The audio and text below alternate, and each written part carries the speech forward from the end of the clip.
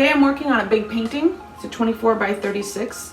A lot of the colors are going to be DecoArt. Right here we have the satin enamel. That is what my white is mixed with, and Artist Loft. For my gray, I mixed the denim blue with the black and the white satin enamel and Artist Loft white.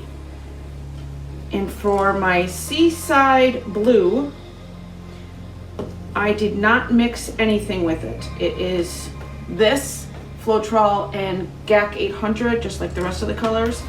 For the rose gold, I did cheat a little and added some of this 24 karat gold with the rose gold color. I wanted a little bit more of the gold tone to come through.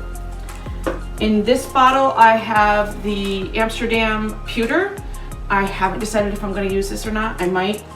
Here I have black, also by DecoArt.